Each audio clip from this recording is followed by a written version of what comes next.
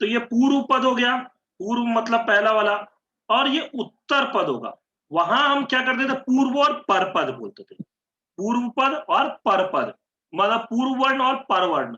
यहां पर क्या होता है, पूर्व और उत्तर पद। ठीक है, दिशा वाला उत्तर नहीं है, उत्तर मतलब बाद में, तो ये बाद वाला उत्तर है। यानी कि पूर्व मतलब पहले वाला, उत्तर मतलब बाद वाला पद। तो जब पूर्व पदार्थ प्रधान होगा, पूर्व पद के अर्थ प्रधान होगा, यानी कि पहला वाला अगर प्रधान होगा, पहले वाले का अर्थ अगर प्रधान होगा, दोनों मिलने के बाद में एक शब्द बन जाएंगे। जब दोनों मिलने के बाद में एक शब्द बन गया तो क्या बन गया, राजपुरुषः। अब जो ये राजपुरुषः एक शब्द बन गया, तो पहले तो ये दो शब्द थे, दो शब्द को मिला करके हमने एक शब्द बना दिया। तो एक शब्द बनाने के बाद में प्रधानता किसकी होगी, किसको, मतलब किसको ज्यादा तवज्जो दिया जाएगा, वैसे भाषा में बोला जाए, या किसकी ज्यादा रिस्पेक्ट की जाएगी, या किसके बारे में बोला जाएगा, किसका अर्थ प्रधान होगा। तो जब अगर पूर्व का अर्थ प्रधान हो, पूर्व पद का अर्थ प्रधान हो, तब होगा हमारा अव्ययी भावो समास, अव्ययी भाव समास।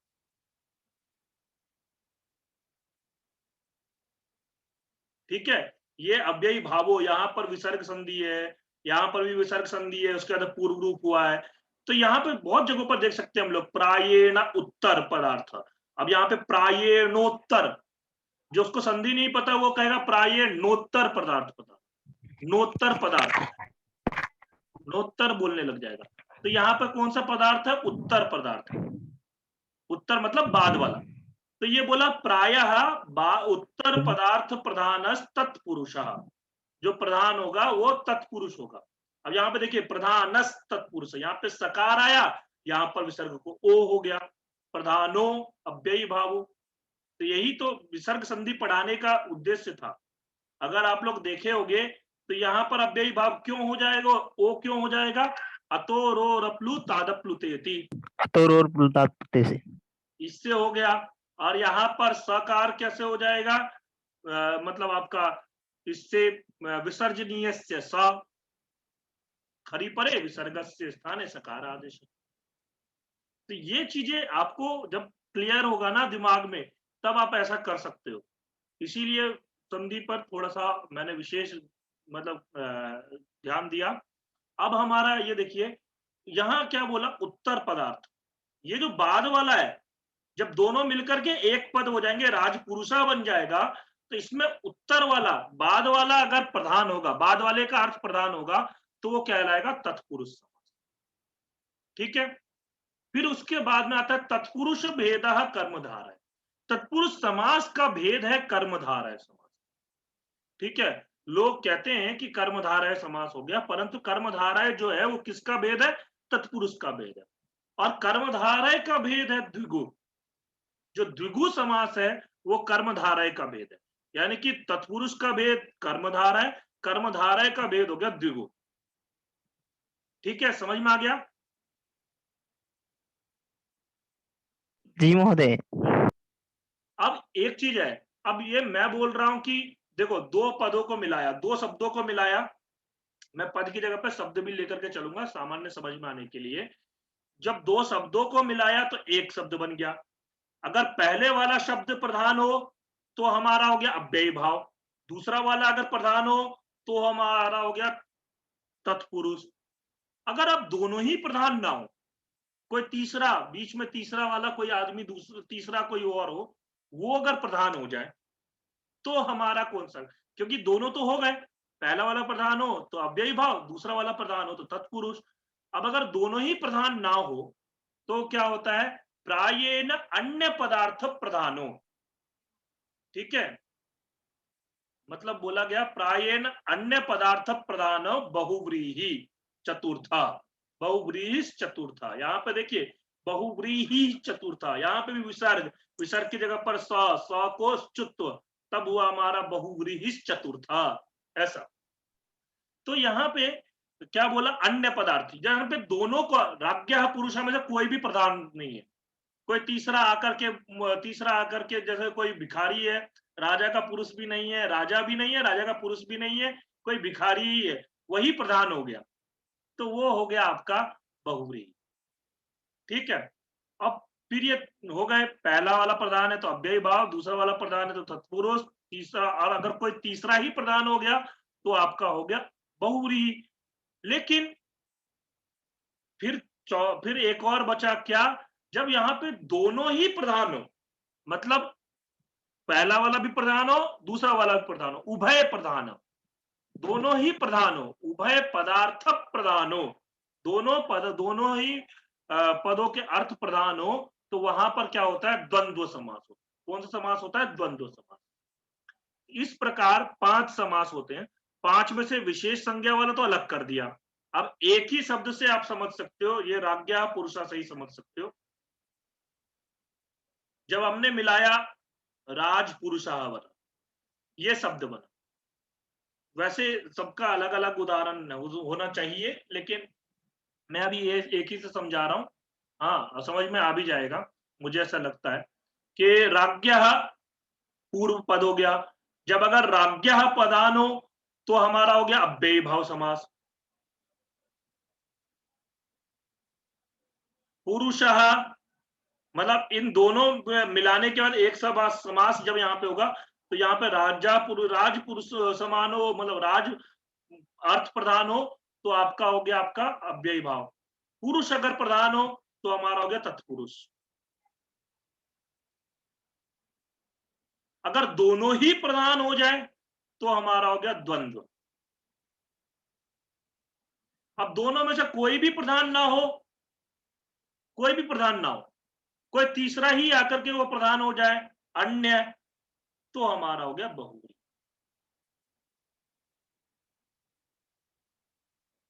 आया समझ में? जी महोदय। मैंने जी महोदय। काट पीट बहुत दिया। ठीक है, ये हो गया। फिर अन्य बहुव्रीहि हो गया। अब इसके बाद हम लोग आगे चलते हैं। ये बातें आप लोगों को समझ में आ गई होगी।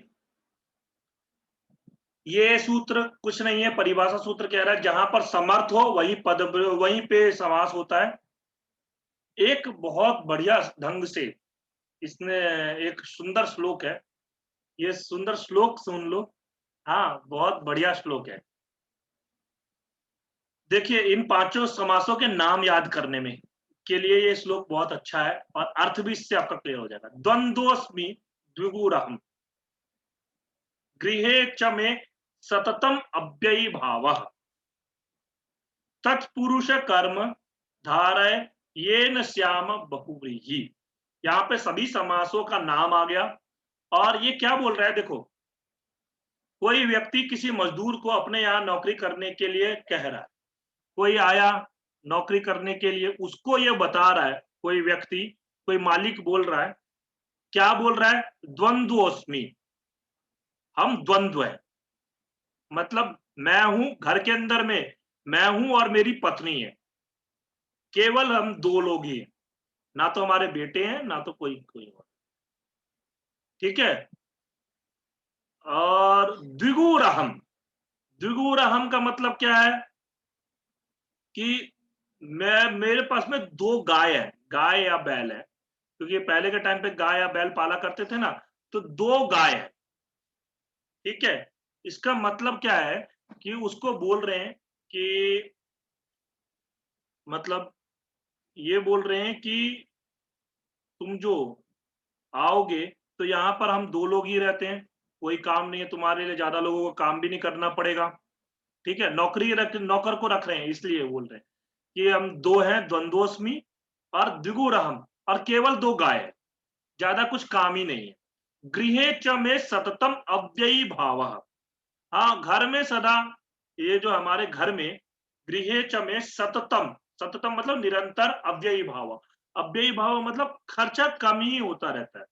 हाँ, बहुत कम कम खर्चा होता है, 2 लोग ही हैं, ज्यादा कुछ है ही नहीं। तो काम भी और मतलब 2 लोगों में काम ज्यादा नहीं है, तो काम जब कम होगा तो खर्चा भी कम ही होगा। तो इसीलिए हमारे गृहे च में सततम अव्ययी भाव तत्पुरुष, तत्पुरुष, इसीलिए तुम जो पुरुष हो, हाँ, तत्पुरुष कर्म धारय, हाँ, इसीलिए तुम जो है, तुम पुरुष जो हो, तत्पुरुषा कर्मधार है, मतलब कि कर्म को धारण कर लो। ठीक है, ये काम को स्वीकार कर लो, हमारी नौकरी को स्वीकार कर लो। ये न अहम श्याम, ये नाह श्याम बहुव्रीहि, जिससे कि हम बहुव्रीहि हो जाए। बहुव्रीहि, व्रीहि कहते हैं धान्य इत्यादियों को, यानी कि हमारे पास में बहुत सा धान्य इत्यादि हो जाए और हम बहुत धन वाले हो जाएं, क्योंकि हमारे पास में काम ज्यादा है नहीं करने के लिए। तुम जब काम करोगे तो उससे हमारे पास में धन धान्य की वृद्धि होगी, क्योंकि हम दोनों ही दो ही लोग हैं, काम करने वाला कोई है ही नहीं। तो तुम्हें काम भी ज्यादा नहीं करना पड़ेगा, हम दोनों की बस सेवा करनी पड़ेगी और घर का जो काम है वो काम करो, जिससे हम बहुत ही। तो ये श्लोकों मतलब समास के नामों को याद करने के लिए बहुत बढ़िया श्लोक ये। ठीक है, अब प्राक कडारात समासः, ये सूत्र भी इतना इंपॉर्टेंट नहीं है। ये कहता है कि कडारा मतलब कि क्या है आपका, कडारा बोलते हैं ये एक इससे अधिकार सूत्र है। ये कडारा कर्मधार है, ये इसके अधिक ये सूत्र तक उसका अधिकार जाता है। ये अष्टाध्यायी का सूत्र है, इसमें कोई इंपॉर्टेंट की बात नहीं। अब यहां आते हैं ये सुप, सह सुपा, सुप सुपा सह व समस्यते, मतलब बोलते हैं सुप। सुप किसे बोलते हैं? सुप बोलते हैं हम सु औजस, हम औटसस, टाभ्याम बीस, गेभ्याम ब्यास, गसिभ्याम ब्यास, गस ओस आम गी ओस सुप। जो ये सुप है, ये सुप क्या है आपका 21 जो प्रत्यय हैं, उन 21 प्रत्ययों का 21 प्रत्ययों के साथ समास होता है। मतलब 21 प्रत्ययों का 21 प्रत्ययों के साथ, यानी कि पदों का पदों के साथ होगा। अब पद के अंदर में तिगंत भी आते हैं, तो कहीं कहीं पर तिगंत का भी देखा गया, वैसे प्रायः सुबंत का ही होता है। सुबंत पदों का सुबंत पदों के साथ समास होता है। ठीक है, अब ये समास सुबंत पदों का सुबंत पदों के साथ ही होता है। फिर उसका ना वृत्ति आते हैं। वृत्ति एग्जाम में आपसे बहुत बार पूछा जाता है, वृत्ति कितने प्रकार की वृत्ति होती है, ये सब चीजें पूछी जाती है। वृत्ति ऐसा भी प्रश्न पूछा जाता है, वृत्ति का लक्षण क्या है? तो परार्थाभिधानम वृत्ति, पर अर्थ का दूसरे अर्थ के अभिधान को अभिधान कराने वाला, मतलब दूसरे के अर्थ की पहचान कराने वाला। मतलब जैसा आपका है राजपुरुषा, एक शब्द बोला मैंने राजपुरुषा। अब राजपुरुषः जो है, ये क्या है आपका समस्त पद है। इसी का अर्थ बताने के, अर्थ का पहचान कराने वाला जो होगा, उसे हम बोलते हैं वृत्ति। ठीक है, इसके अर्थ की पहचान कराने वाले जो होता है उसको हम वृत्ति बोलते हैं। और ये वृत्ति कितने प्रकार की होती है? 5 प्रकार की, पंचवृत्त है। ये नोट करके लिख लीजिए कितने प्रकार की वृत्ति है। वो वाला नोट नहीं, नोट कर लेना, नोट, तो वो वाला नोट नहीं है, कॉपी में नोट कर लेना। ठीक है, कृत, तद्धित, समास, एकशेष और सनाद्यंत धातु, 5 प्रकार की वृत्तियां होती हैं। कौन कौन सी? यहां पर देख सकते हो। कृत, कृत, कृत मतलब हम लोग पढ़ने वाले हैं, कृदंत प्रकरण पढ़ेंगे। कृदंत प्रकरण में पढ़ेंगे कृत प्रत्यय, तो वो हो गए, वो भी वृत्ति ही होती है, कृदंत प्रत्यय।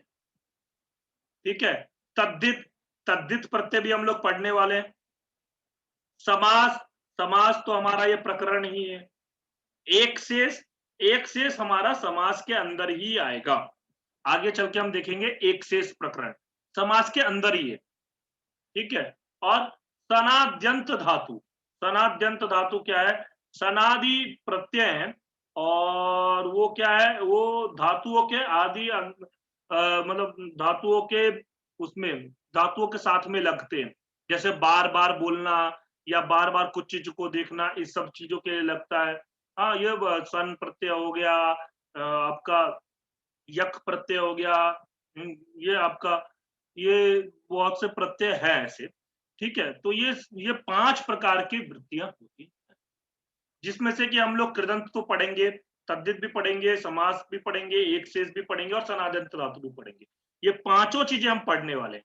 समास प्रकरण अभी हम लोग पढ़ रहे हैं, फिर उसके बाद में कृदंत भी पढ़ना है हमें, तद्धित भी पढ़ना है, एक शेष इसी के अंदर आ जाएगा, और सनादंत धातु भी हमें पढ़ना है, क्योंकि सनादंत धातु से भी रूप पूछे जाते हैं। ठीक है, समझ में आ रहा है ना आप लोगों को? जी महोदय।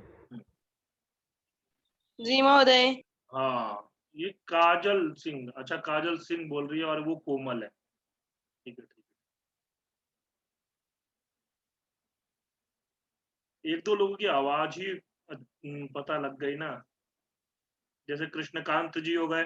कृष्णकांत, अच्छा आजकल चमन जी आ नहीं रहे हैं, एग्जाम चल रहा है क्या? वृत्त्यार्थ अवबोधकम वाक्यम, चलिए कोई नहीं, मैं शुरू करता हूं आगे। वृत्त्यार्थ अवबोधकम वाक्यम विग्रह, और यही वृत्ति के अर्थ का अवबोधन कराने वाला, यानी कि वृत्ति जो है हमारी, ये 5 जो वृत्तियां है, इनके अर्थ को बतलाने वाला जो वाक्य होगा, वो क्या कहलाता है? हमारा विग्रह कहलाता है। ठीक है, वृत्ति के अर्थ का अवबोधन कराने वाला जो वाक्य है, वो हमारा क्या कहलाता है? आपका विग्रह। सच लौकिको अलौकिकश्च इति, यानी कि ये जो विग्रह है, वो विग्रह भी 2 प्रकार का होता है। एक होता है लौकिक, दूसरा होता है अलौकिक। ठीक है, लौकिक विग्रह क्या होता है? जो हम लोग लोक में प्रयोग करते हैं। लोक, देखो लौकिक और अलौकिक, ये लौकिक और अलौकिक का मतलब क्या है? लोक, लोक व्यवहार, समाज, समाज के अंदर में जिसका हम प्रयोग करते हैं, हाँ, वो होता है हमारा लौकिक विग्रह। और अलौकिक विग्रह क्या होता है? जिसका समाज में प्रयोग नहीं करते, जिसका केवल प्रयोग कहाँ होता है? व्याकरण शास्त्र के अंदर में। जैसे ये देखिए, तत्र पूर्वम भूतः, पूर्वम भूतः मतलब पहले हुआ, इसका हिंदी में अर्थ होगा पहले हुआ। भूतः का मतलब यहाँ पे वो वाला भूत नहीं है जो रात में दिखता है, चुड़ैल वाली भूत, वो नहीं है। ठीक है, अच्छा चुड़ैल वाला भूत नहीं, मतलब कोई चुड़ैल मतलब ये मत समझ लेना, आप लोग लड़कियों को बोल रहा हूँ। लेकिन भूत जो होता है, भूत ज्यादातर जो होते हैं, वो भूत जो होते हैं वो लेडीज लोग ही होते हैं। ठीक है, खैर अलग विषय है। पूर्वम भूतः मतलब पूर्व, ये आपका पहले हुआ, ये हो गया लौकिक विग्रह। ये हम लोग समाज में प्रयोग करते हैं, पहले हुआ। जैसे हमारे पहले हुए प्रधानमंत्री कौन है? हमारे मनमोहन सिंह पहले हुए प्रधानमंत्री है ना। तो पूर्व मतलब इसका जब समास हो जाता है तो बनता है भूतपूर्व। तो भूतपूर्व प्रधानमंत्री हमारे कौन है? हम लोग प्रयोग करते हैं भूतपूर्व प्रधानमंत्री, आपके मनमोहन सिंह या जवाहरलाल नेहरू, भूतपूर्व प्रधानमंत्री। हाँ, और इसी का अलौकिक विग्रह क्या बनता है? पूर्व अम भूतसु, इसमें अम,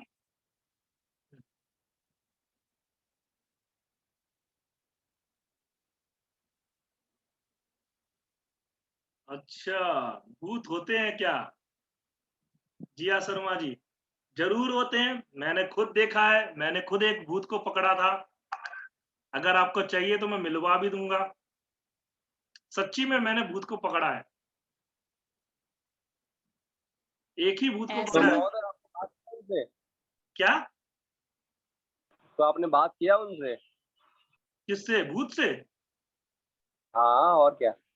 अरे बात किया था, वही पकड़ा था बसंत गांव में ही। वो मैंने भी पकड़ा महोदय, एक बार चमन को आ गया था भूत वहां पर। हाँ वही चमन का ही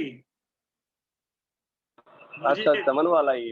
हाँ महोदय आज के, उसकी पूछो मत, उसके लिए पूरी रात जगना पड़ा था, और वो ऐसे बेड पे लेट के एक टक बिल्कुल दिखे जा रहा दीवार की तरफ, और हम 5 लड़के थे, पांचों के पांचों डरे हुए थे। नहीं मैंने क्या हुआ था कि मैं जब गया था तो मुझे पता नहीं था ये, मैंने भी उसको फिर मुझसे मिलवा दीजिए। हाँ, ठीक है, जरूर जरूर जरूर। मैंने मैंने उसको निकाला था। हाँ मैंने कहा था फिर, क्योंकि हलदर भी था और भी बहुत से लोग थे, तो चमन के ऊपर मैं आया था, तो फिर मैंने उसको कहा था रुक जा। उसके बाद चमन ठीक हो गया था महोदय मेरा। महोदय मेरे को भी मिला है भूत। हाँ आपको भी मिला है ना, गांव में तो मिलते रहते हैं। जी नहीं नहीं, गांव में नहीं, मेरे को कैंपस में ही मिला था। मैं खिड़की के पे पास बैठ के पढ़ रहा था रात में। तो उस समय मेरे को मिला था। मैं भग के बाहर आया था, बहुत तेज चिल्लाया था। हाँ नहीं, मैंने तो फिर उसको चमन को पकड़ के फिर उससे शरीर से निकाला। उसके बाद में फिर वो चले गई। वो थी चुड़ैल, थी चुड़ैल क्या। हाँ लेकिन अगर आपको चाहिए तो बोलो, मैं मिलवा दूंगा। जब से नहीं होता है भूत, कोई मनुष्य ही होगा। जेके जी, आपको नहीं विश्वास है ना, मैं मिलवा दूंगा। आप मुझसे मिलिए। हाँ, तो फिर आपको मैं मिलवाऊंगा भूत से भी। ठीक है। गुरुजी, बिहार और बंगाल में सब आम बात है, भूत की सिद्धियां लोग करते हैं। हाँ, बंगाल में तो ज्यादा करते हैं। आम बात है ये। बंगाल में तो ज्यादा करते हैं। लोग छोटी छोटी बात पर भूत की सिद्धियां करके उसको प्रताड़न करते हैं एक दूसरे को। बिल्कुल। बिहार में तो ये होता है, बिहार में भी होता है, परंतु बंगाल में ज्यादा होता है। बंगाल के अंदर में इसीलिए बोलते हैं ना, वो जादू टोना वगैरह जो करते हैं ना, और इसीलिए दुर्गा पूजा के अंदर में वो लोग सिद्धियां करते जादूगर होते हैं बंगाल वाले। हैं। सर, ये कोरोना वाला हाल है, लेकिन जिसको मिला वो मानते हैं, फॉरेस्ट जिसको नहीं कहने मिला वाली वो नहीं मेरी मानते। बहुत खतरनाक थी। अच्छा चलिए, हम लोग ऐसा है, भूत के चक्कर में रह जाएंगे तो हमारी क्लास फिर कौन करेगा? भूत थोड़ा ना करेगा हमारी क्लास। कहाँ मिलेगा भूत? मेरे पास आ जाओ, मैं दिलवा दूंगा। मेरे पास में देखो, एक भूत रखा है, एक जिन रखा है। जिन भी रखा हुआ है, बोतल में बंद है। ठीक है, तो जिसको चाहिए मेरे पास आओ। मैं मिलवा दूंगा। बस मिलवा सकता हूँ, और कुछ नहीं करवा सकता। ठीक है, चलिए। पूर्व अम भूत सु। हमारी क्लास नहीं तो फिर भूत लेगा। हाँ, तो ये हमारा क्या हो गया? अलौकिक विग्रह हो गया। अलौकिक विग्रह है मतलब लोक व्यवहार में इसका प्रयोग नहीं होता। तो भूतपूर्वः, इससे हमारा सिद्ध क्या हुआ? भूतपूर्व। क्योंकि पूर्वम भूतः, इसको हम ऐसे कर देंगे। क्यों? क्योंकि क्या है, यहाँ पे भूत का हम लोग पहले प्रयोग कर देंगे। क्यों? क्योंकि भूत मेन होता है ना, भूत का पहले प्रयोग करना चाहिए। ऐसा नहीं है। भूतपूर्व चरट, ये एक पाणिनि का एक सूत्र है। इस सूत्र में उन्होंने पहले भूत का प्रयोग किया है, बाद में पूर्व का प्रयोग किया है। इसको देखते हुए इधर क्या किया हमने? पूर्वम भूतः के में भूत का पहले प्रयोग कर दिया, पूर्व का बाद में। ठीक है, तो इसीलिए भूतपूर्व बना। अभी हम लोग बोलते हैं ना, प्राय प्रयोग किया जाता है। हमारे भूतपूर्व प्रधानमंत्री, अभी जैसे अभी मनमोहन सिंह जी तो हैं, उससे पहले हमारे भूतपूर्व प्रधानमंत्री राजीव गांधी जी का निधन हो गया। निधन हो गया क्या? भूतपूर्व राजीव गांधी जी, राजीव गांधी जी चले गए थे श्रीलंका, श्रीलंका में उनको मार दिया गया। तो ऐसा भूतपूर्व बहुत जगह पे प्रयोग किया जाता है। ठीक, चलिए। एक आता है इवेन समासो विभक्त्य लोपश्च, वागर्थो इव। देखिए यहाँ पे वागर्थो इव, यहाँ पर कौन सी संधि होगी? अयादि संधि। औ की जगह पर में आव आदेश होगा। तो क्या बन जाएगा? वागर्थाविव। लेकिन यहाँ पर संधि के साथ साथ समास भी हुआ है। हाँ, वो क्या बोलते हैं? इवेन समासो। इव के साथ भी समास होता है और विभक्ति का लोप हो जाता है। इसीलिए यहाँ पर वागर्था विव बना है। ठीक है, तो यहाँ पर ये है कि समास हुआ है, संधि ना होकर के समास हुआ है। और समास में तो नित्य संधि होती ही होती है। ठीक है, संधि तो हुआ ही है, लेकिन इसमें समास हुआ है। ठीक है, अगर आपसे ये पूछा जाए वागर्थो विव, तो ये आपको इसमें बोलना है केवल समास। ठीक, ये दो समास हो गए। अब यहां पर हमारा ये सूत्र है। ठीक है, अब हम लोग आते हैं अव्ययी भाव समास पे। पहला यहां से करते हैं। ठीक है, हरिओम, समझ में आया? जी महोदय। अब चले आगे, अव्ययी भाव समास पर चलते हैं। अव्ययी भाव समास, अव्ययी भाव अधिकारोयम प्राक तत्पुरुषात्। ये कह रहा है प्राक तत्पुरुष समास से पहले जो भी होंगे वो सारे के सारे अव्ययी भाव समास होंगे। ठीक है, ये सूत्र है। ये सूत्र आप लोगों को याद करना होगा। नहीं भी याद करते हो अभी के टाइम पे तो काम चल जाएगा हमारा, लेकिन इसको याद कर लोगे तो ज्यादा अच्छा रहता है। अव्ययम विभक्ति समीप समृद्धि विद्यर्था भावात्यय संप्रति शब्द प्रादुर्भाव पश्चात यथानुपूर्व योगपद्य सादृश्य संपत्ति साकल्यांत वचनेषु। ठीक है, ये इतना छोटा सा सूत्र है ये, ठीक है, तो इसको याद करना होगा। ये क्या बोल रहे हैं? बड़ा कैसा होता है? क्या क्या? बड़ा कैसा होता है? सूत्र ही छोटा है तो। कृष्णकांत जी, मैं आपकी बात सुना नहीं। महोदय मैं कह रहा हूँ बड़ा कौन सा होता है, ये छोटा है तो। अच्छा, बड़ा कौन सा होता है? अच्छा, छोटा मतलब है ये छोटा सा, इससे बड़े बड़े सूत्र भी हैं। हाँ, वो एक सूत्र मुझे याद नहीं आ रहा। एक तो वो तो छोटा सा ही है, टिड्ढाण है वाला, लेकिन एक बड़ा सूत्र भी है, इससे बड़ा सूत्र है, याद अभी नहीं आ रहा। चलिए वो मैं बता दूंगा। खैर, बड़े सूत्र पर नहीं जाते हैं, इधर देखो। क्या क्या? चतुर सुचतुर स्त्री पुंस, नहीं नहीं, उससे भी बड़ा एक ये सूत्र, वाला उससे भी बड़ा एक सूत्र। अष्टाध्यायी में तो यही है सूत्र सबसे बड़ा। कौन सा है, कौन सा है? दोबारा बोलो। अचतुर विचतुर सुचतुर स्त्री पुंस धेन्वान डुहर्क साम वांग हाँ मन हाँ, साक्षी पूरा भ्रुवदार बोलो बोलो बोलो बोलो बोलो बोलो, याद है? भ्रुवदार गव गव हाँ गवोष्ठीव पदष्ठीव नक्तम देव रात्रिम देवा हरदिन वसर जह निश्रेयस पुरुषायुषु द्यायुषु त्रयायुषर यजुष जातो क्षम होक्ष वृद्धोक्षोप शुन गोष्ठ स्वाहा। यही सूत्र है, ये सबसे बड़ा सूत्र है। करते थे क्या? सूत्रंत्राक्षरी करते थे क्या, जो इतना बड़ा सूत्र याद है? सूत्रंताक्षरी पहले होती थी प्रतियोगिता, मैंने भी बचपन में खूब भाग लिया सूत्रंताक्षरी। मैं भी करता हूँ महोदय। चलिए, अव्ययम देखिए, अव्ययम विभक्ति, हाँ, विभक्त्यर्थादिषु, विभक्ति के अर्थों में वर्तमानम अव्ययम सुबंतेन सह नित्यम समस्यते, मतलब वर्तमान अव्यय जो होता है ना, वो सुबंत के साथ में नित्य समास होता है इनका, नित्य समास। एक होता है नित्य समास, दूसरा होता है अनित्य समास। तो अब नित्य समास क्या है? प्रायेण अविग्रहो नित्य समास, जहां पर जो है अविग्रह हो, मतलब विग्रह नहीं हो, हाँ, वो होता है नित्य समास। हाँ, और या ऐसा बोल सकते हैं प्रायेण अस्वपद विग्रह, या ऐसा बोल सकते हैं प्रायेण अस्वपद विग्रह। अस्वपद मतलब स्व मतलब हो गया अपना, अपने पद से जिसका विग्रह ना हो। जैसे अभी हमने एक उदाहरण देखा था, राज्ञा पुरुष, एक उदाहरण हमने देखा था राज्ञा पुरुष, ये उदाहरण देखा था। इसमें क्या था, मतलब ये विग्रह है, राज्ञा पुरुष हमारा विग्रह है। वो ऐसे समास क्या है, समस्त पद क्या है, राजपुरुष। अब राजपुरुष में राज भी पद है, पुरुष भी पद है, तो विग्रह जब हुआ तो राज्ञा इसी का पद है और पुरुषा भी इसी का पद है।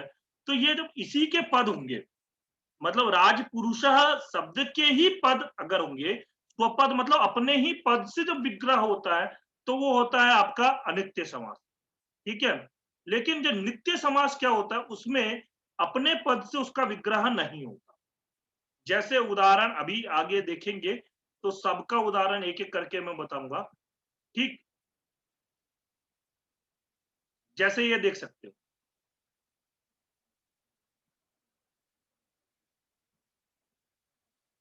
हरौ,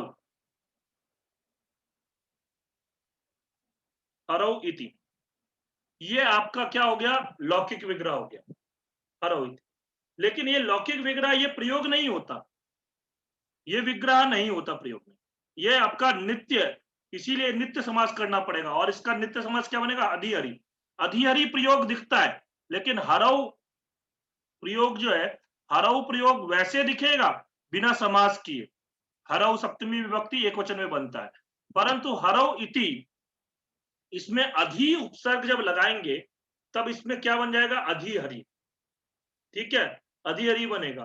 तो ये इसीलिए अधि जो है, इसका अपना विग्रह तो नहीं हुआ, अपना पद इसमें अधि कहीं है क्या? हरऊ में अपना पद है क्या? हरि में नहीं है, तो इसीलिए अधि जो है ये अव्यय आया। क्या है? अव्यय। और ये अव्यय भी है। अव्यय जानते ही होंगे आप, उपसर्गों को भी हम अव्यय में गिनते हैं। ठीक है, अव्यय जो होगा वो उपसर्गों को भी हम अव्यय मानते हैं। और अव्ययों का तीनों लिंगों में, तीनों वचनों में कहीं कोई परिवर्तन नहीं होता। कोई भी लिंगो, कोई भी वचन हो, किसी भी जगहों पर उनका परिवर्तन नहीं होता, वो जैसे हैं वैसे ही रहेंगे। ठीक है, एक श्लोक आता है ना, सदृशम त्रिषु लिंगेषु, तो वो चीज है। तो अधि उपसर्ग लग गया इसमें, अधि हरि बन गया। ठीक है,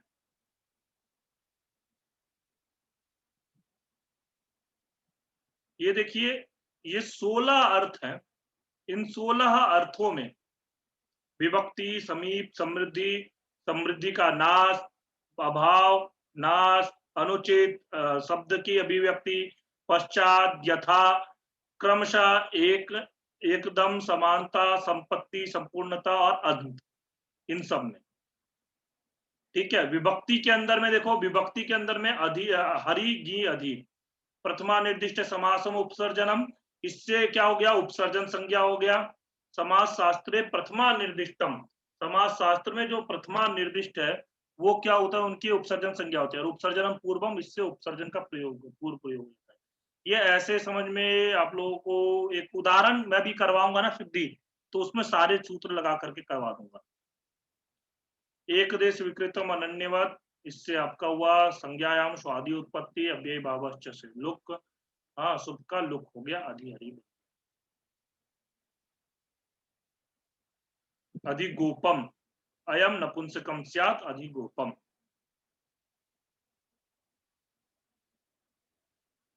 एक काम करते हैं,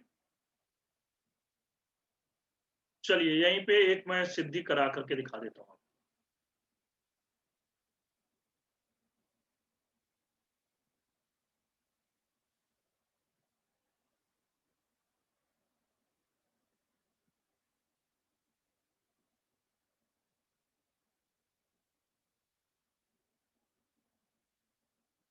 ये किसी ने पेन से लिख दिया है, वो मिट नहीं रहा है।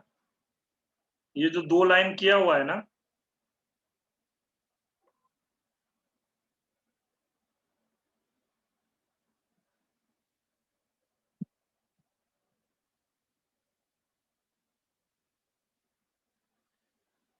दिख रहा है आपको व्हाइट बोर्ड? जी महोदय। देखिए, अधि हरि, अधि हरि में क्या हुआ आपका? इसका लौकिक विग्रह हुआ हरऊ। ठीक है, इति भी लगाते हैं, इति मतलब समाप्ति का सूचक है, हरऊ इति। ठीक, या ऐसा इति नहीं भी लगाओ तब भी चलेगा काम हमारा, क्योंकि इति लगाने से कंफ्यूजन ना हो। हाँ, और अलौकिक विग्रह इसका क्या हो गया? हरि, हरि, गी और अधि। ठीक, ये इसका अलौकिक विग्रह। ठीक, ये 2 हो गए आपके लौकिक विग्रह और अलौकिक विग्रह। अब इसमें देखो, इसका क्या करना है हमें? हरि, गी, अधि किया, इसमें प्रथमा निर्दिष्टम समासम उपसर्जनम,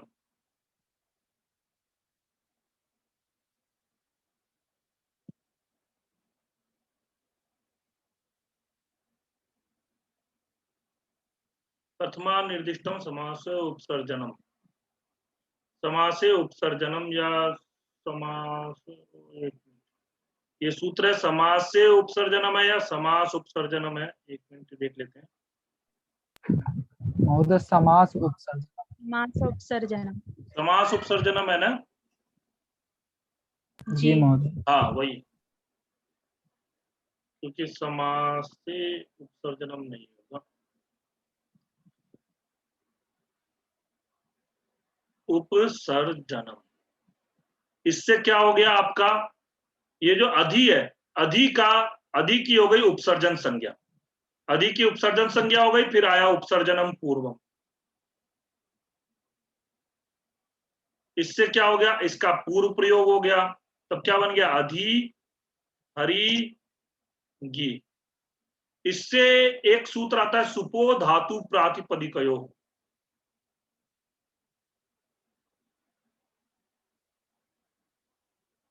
इससे सुप का लुक हो जाता है,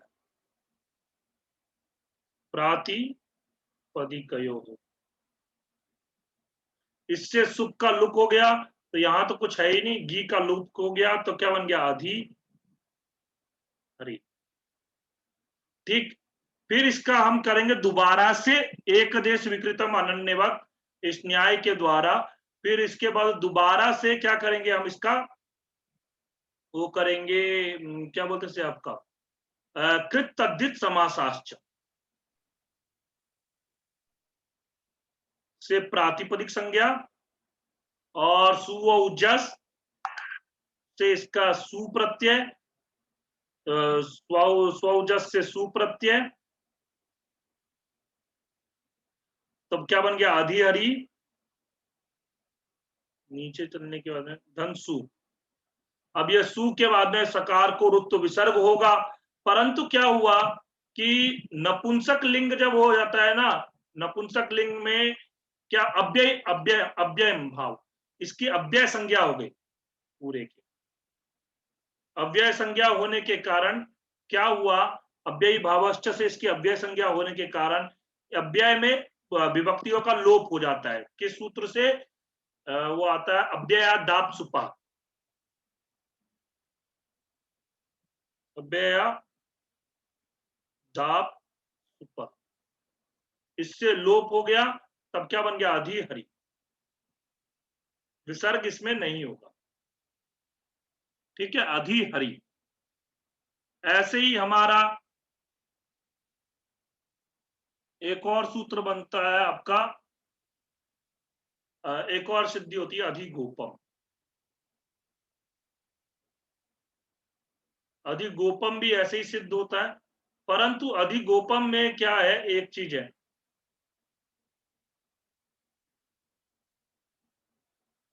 एक मिनट में कट जाएगी आपकी क्लास, तो एक काम करते हैं, अधिगोपम को हम लोग कल के लिए रखेंगे, और इसके बाद की चीजें हम लोग कल समझेंगे। कल हम लोग चिरंतनी बुक से इसको समझेंगे, तो ये हमारा फिर अच्छे से हो जाएगा, सारी विभक्तियां सब चीज बता दूंगा, तो अपना हमारा यहाँ से क्लियर हो जाएगा सिद्धियां।